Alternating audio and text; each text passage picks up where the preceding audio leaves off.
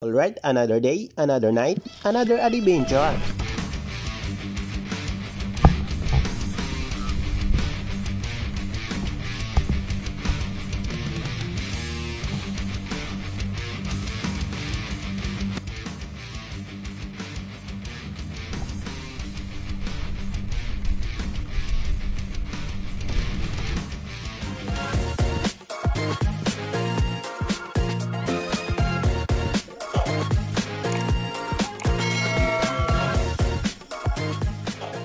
Uy, may nakatago dito sa maliit na kuweba.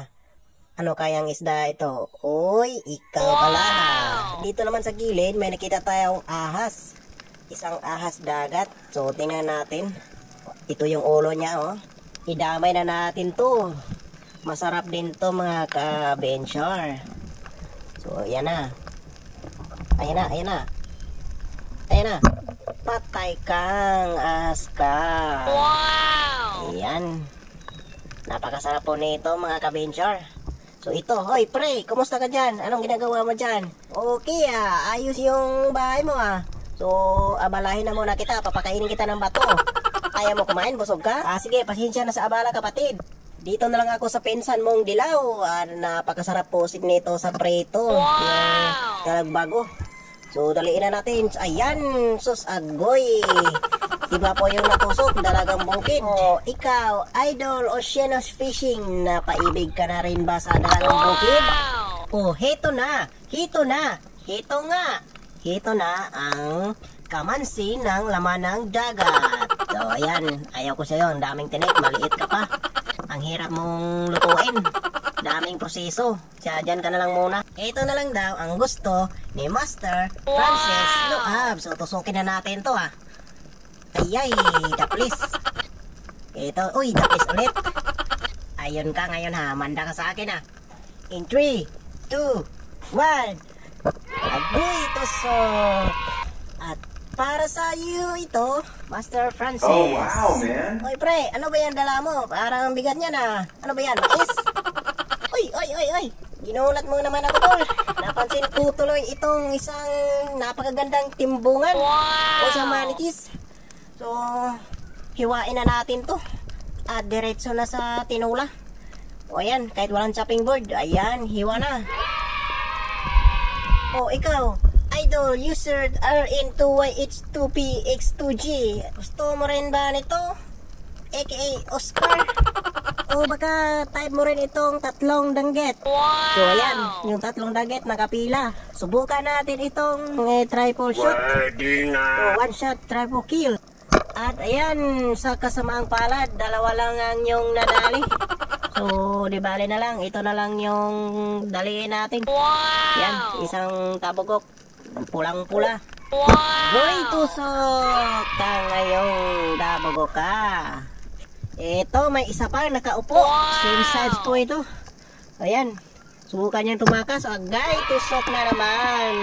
Yari ka ngayon, tabugok ka. Siguro, magkapatid po ito. Kundi kaya, mag-asawa. Ito, isang hinog. Ito to yung huli ng mga kasama natin. Isang hinog. Ito yung pugita. Ito na yung pugita. Hindi po ito tabugok.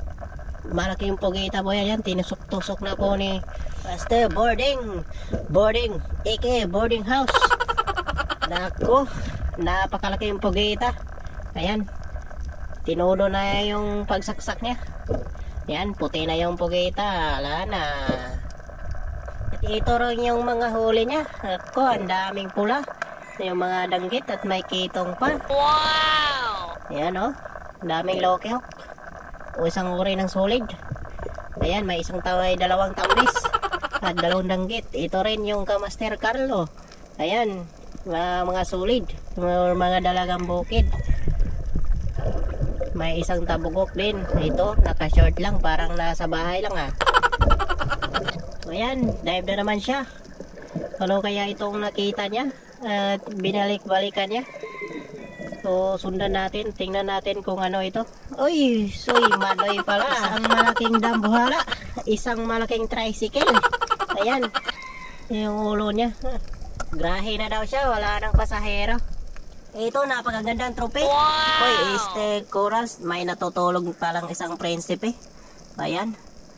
Ang ganda ng bahay niya. At ang ganda ng isdang ito. Ito, may trumpet pa.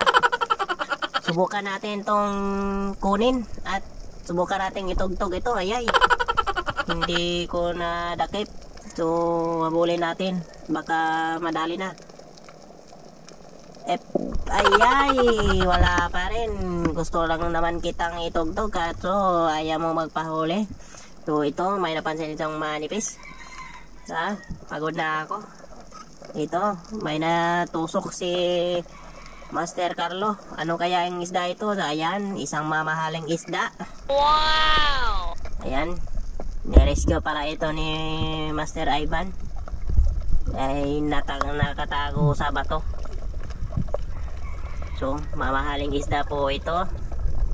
Isang uri ng lapu-lapu. Ayan, naka-short lang si Master Carlo natin. Ayan, binalikan niya. At may pa 360 pa. Iba ka talaga, Master Carlo. Ayan, kinuha na yan yung natusok niyang mamahaling isda. So, ayan, pulang-pula yung hasang. Grabe naman. Ayan, mahigit kalahating kilo yan siguro. Ito, may nakita tayong maliit na cuttlefish o kulubutan. So, saan kaya yung mama nito? Ayan, sinaksak na natin kaagad. So, ito pala yung mama. Nasa kabilang bato. So, ayan, hindi natin nakunan ng video yung paglapit natin sa kanya kasi napakabilis niya. Siya yung unang nakakita sa atin. Hindi tayo yung unang nakakita sa kanya. Siya. So, ayan, nadali natin. So, buti na lang. Naabutan pa natin. Medyo may kalakihan rin ito. So, thank you very much sa panonood. At sa inyong suporta. Thank you, thank you. Sana'y magpatuloy po kayong magsubaybay sa aming spearfishing adventure.